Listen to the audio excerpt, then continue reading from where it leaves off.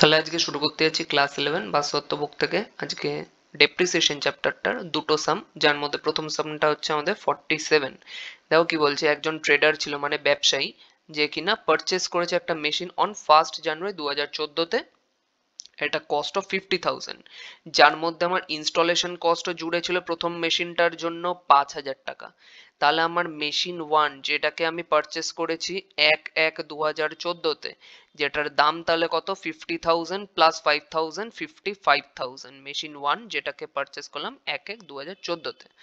ঠিক আছে, তারপর নেক্সট কি বলছে, ইট ওয়াজ এস্টিমেট দ্যাট 5,000 টাকা as it's scrap value, the life of machine for 5 বছর। তার মানে এটা আমার ডেপ্রিসিয়েশনে কাজে লাগবে, যখন ডেপ্রিসিয়েশন করব তখন দেখবো। আপাতত একটু কিছুটা বলে রাখি, মেশিনটার দাম ছিল 55,000 টাকা, যার মধ্যে এর স্ক্র্যাপ ভ্যালু জুড়ে ছিল 5,000 টাকা।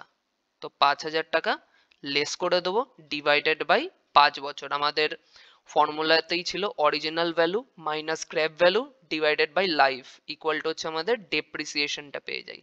এবার অনেকের মনে একটু প্রশ্ন থাকে যে স্ক্র্যাপ ভ্যালু কথাটার মানে কি।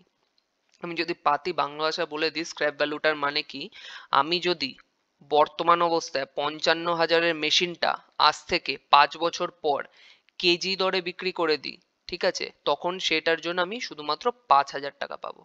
ঠিক আছে, এইটার মানেই হচ্ছে স্ক্র্যাপ ভ্যালু। এবার কি বলছে দেখো, অন 1 জানুয়ারি 2016-তে the machine was sold at 30,000 টাকা। মানে কি, এই মেশিনটাকে সেল করে দেওয়া হয়েছে কত তারিখে, 1/1/16-তে। তার মানে কি, 1/1/15-তে কোনো কিছু কাজ হয়নি সারা বছর, 1/1/16-তে গিয়ে মেশিন 1-কে সেল করে দেওয়া হয়েছে কত টাকায়, 30,000 টাকায়। তো 30,000-এ সেল করে দেওয়া হয়েছে। ভালো কথা। তারপরে দেখো, another machine on the same type was purchased at a cost of 25,000 টাকা অন দ্যাট ডেট। মানে কি, সেম আবার 1/1/16-তে মেশিন 2-কে পারচেস করি। তাহলে আপাতত কিন্তু এখন দুটো মেশিন হয়ে গেল। আর সেই মেশিনটার দাম কত, মেশিনটার দাম হচ্ছে 25,000 টাকা। সাথে সাথে কিন্তু অবশ্যই মাথায় রাখতে হবে, ওর সাথে আমার ইনস্টলেশন কস্টও কিন্তু জুড়ে ছিল 1,000 টাকা। তা 25 আর 1-এ 26,000 টাকায় কিন্তু মেশিন 2-কে পারচেস করেছি।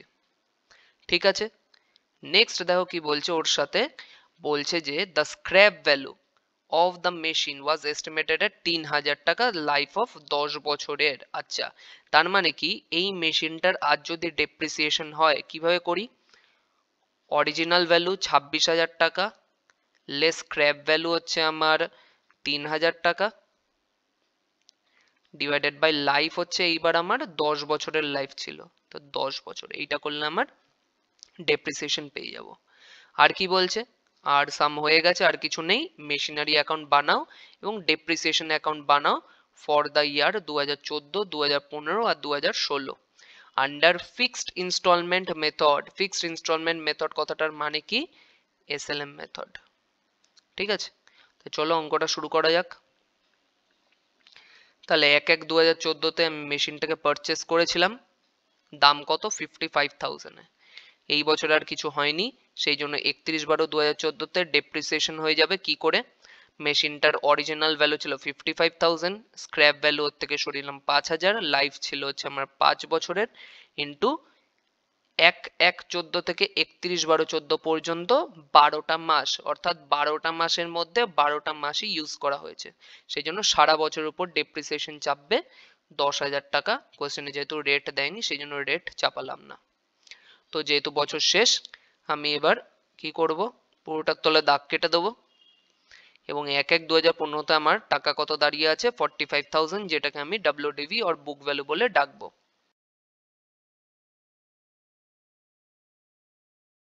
তবে দেখো, 2015-তে আর কিছু কাজকর্ম হয়নি, তো 2015-তে 31/12/2015-তে আমি ডেপ্রিসিয়েশন চাপিয়ে বছর শেষ করে দেবো। কতর উপর হবে, সেই কিন্তু আমার 55,000-এর উপর 10% না, কিছু পার্সেন্টেজ দেওয়া নেই, সারা বছরের উপর চাপাবো এবং তাহলে আমার বেরিয়ে কত যাবে, 10,000। এই যে 10,000 সোজা হিসাব, এইটাকেই তোমরা টেনে দেবে। ঠিক আছে, অবশ্যই যেন স্ক্র্যাপ ভ্যালু লেস করা থাকে। ঠিক আছে, এইটাকেই কিন্তু ফের আবারও করেছি, ঠিক। তো দেখো সেই 10,000 আসলো। তো এইবার তাহলে আমার এই মেশিনটাকে আমি কি করেছিলাম, 1/16তেই বেচে দিয়েছি। তার মানে এইটাই আমার WDV আর বুক ভ্যালু, আবার এইটাই কিন্তু এখন বর্তমান অবস্থায় কস্ট। কেন ডেপ্রিসিয়েশন চাপালাম না? কারণ মেশিনটাকে কিন্তু আর একদিনও কিন্তু ইউজ করিনি। 2016-র 1 তারিখ পড়ার সাথে সাথেই বেচে দিয়েছি 30,000-এ। তাহলে 35-এর মালকে যদি 30-এ বেচে দিই তাহলে 5,000-এর লস কামাই। তো সেই জন্য এখানে আমি লস খেয়েছি। সেই একই দিনে 1/16-তে আরো একটা নতুন মেশিন পারচেস করা হয়েছে, যার দাম হচ্ছে 25 + 1,000 26,000 টাকা।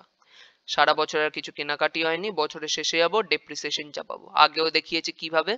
26,000-এর অরিজিনাল ভ্যালু ছিল, ওর সাথে scrap value minus 3,000 divided by life 10 বছরের ছিল, যেহেতু এটা সারা বছরের ব্যবহার করা হয়েছে, ঠিক আছে। সেই জন্য এটা 12/12 দিয়ে মাল্টিপ্লাই করেছি, ঠিক আছে। তো করলে আসে 2300। অল টোটাল ডেপ্রিসিয়েশনের ঘরে বসিয়ে দিলাম। এইটার ফিগারটা অল টোটাল ডেপ্রিসিয়েশনের ঘরে অবশ্যই যেন বসানো থাকে। বছর শেষ পুরোটার তলায় দাগ কেটে দেবো, আর এটা থেকে এটা মাইনাস করে আমি ফিগার কত পাচ্ছি, 23,700। তাহলে 1/16-তে আমার ফিগার কি দাঁড়িয়েছে, WDV আর বুক ভ্যালু 23,700, যেটা কিনা আমার মেশিনারি অ্যাকাউন্টে অবশ্যই যেন আসে। তাহলে দেখো এক এক করে এবার এই স্টেটমেন্ট অফ ডেপ্রিসিয়েশনটাকেই কপি করব। তো 1/14-তে কি আছে, 55,000। এই টাকাটাই আমি এবার টু ব্যাংক বলে বসিয়ে দেবো। টু ব্যাংক দরকার হলে যদি মনে করো ব্র্যাকেটে পারচেজ বলে দেখিয়ে দিতে পারো, ঠিক আছে। 55,000 2014 চলাকালীন আর তো কিছু কাজ হয়নি, 31/12/14-তে গিয়ে শুধুমাত্র টোটাল ডেপ্রিসিয়েশনটাকে বসিয়ে দেবো। তো টোটাল ডেপ্রিসিয়েশনটাকে বসানো যাক। 31/12/2014-তে বাই ডেপ্রিসিয়েশন বলে 10,000 টাকা। তো এই সাইড বেশি আছে বলে নামালাম, এটাকে এই পারে নিয়ে চলে গেলাম, আর 10,000 লেস করলে আমার অ্যান্সার আসছে 45,000, যেটাকে সিডিটাকে বিডি করে এই পারে পাঠিয়ে দিলাম, ঠিক আছে। 1/15 চলে আসলো। দেখা যাক 15-তে কি কাজকর্ম হয়েছে। 15-তে কিচ্ছু হয়নি, জাস্ট ডেপ্রিসিয়েশনটা 10,000 চাপাবো, ক্লোজ করে দেবো ইয়ার। তাহলে উল্টা দিকে বাই ডেপ্রিসিয়েশন 10,000 টাকা চাপালাম, ঠিক আছে। আর কিছু নেই, 45 নামালাম, যেহেতু বেশি উল্টা দিকে অপোজিট সাইডে পাঠিয়ে 10,000 টাকা সরিয়ে দিলাম। তাহলে অ্যান্সার কত আসছে, 35,000 31/12/15-তে, ঠিক আছে। 15 শেষ, সিডিটাকে আবারও বিডি করলাম 35 দিয়ে। 1/16-তে এখন চলে এসেছি। দেখা যাক 16-তে কে কি বলেছে। 1/16-তে আমার এবার কি করব, দুটো জিনিস হবে ট্রিটমেন্ট, একটা হচ্ছে লসের ট্রিটমেন্ট হবে আর একটা হচ্ছে সেলের ট্রিটমেন্ট হবে, ঠিক আছে। তাহলে চলো করা যাক। ফার্স্টে হচ্ছে by profit and loss account বলে লসটাকে ট্রিট করলাম। এটাই যদি প্রফিট বের হতো তাহলে এই সাইড দিয়ে লিখতাম 2PL অ্যাকাউন্ট ব্র্যাকেটে প্রফিট, PL মানে প্রফিট অ্যান্ড লস অ্যাকাউন্ট। সাথে সাথে পারচেস করলে এই পারে আসে, সেল করলে এই পারে আসে। যেমনটা কিনা এখানে সেল করেছিলাম 30,000-এ, সেই জন্য বাই ব্যাংক বলে সেল লিখেছি। নেক্সট দেখা যাক কি বলছে। নেক্সট হচ্ছে 1/1/2016-তে পারচেস করেছি নতুন একটা মেশিন 26,000 টাকা দিয়ে। তাহলে পারচেস করলে টু ব্যাংক, তাহলে টু ব্যাংক বলে 26,000 টাকা বসালাম। নেক্সট 31/12/2016 আছে, যেখানে আমি ডেপ্রিসিয়েশন পেয়েছি 2,300 টাকার। তো 2,300 টাকার বাই ডেপ্রিসিয়েশন বলে বসাবো এবার। তো বাই ডেপ্রিসিয়েশন 2,300 টাকা বলে বসালাম। আর কিছু নেই, এবার জাস্ট এই ফিগারটা আমার সিডি হিসেবে আসবে কিনা চেক করে দেখবো। তো দুই সাইড আমি অল টোটাল করে দেখলাম, এই সাইড বেশি আসছে 61,000, এইটাকে আমি এই পারে পাঠিয়ে দিলাম। আর উপর থেকে আমি যদি এই কয়টা আইটেমকে লেস করি আমার ফাইনাল ফিগার আসছে 23,700, ঠিক আছে। কোয়েশ্চেনে বলুক কি না বলুক অবশ্যই যেন ডবল মানে ক্রস করে রেখে দাও 1/1/2017-তে। তাহলে এই করে আমরা কিন্তু শেষ করলাম আমাদের এই সামটাও। কোনো প্রবলেম হলে আমাকে জানিও।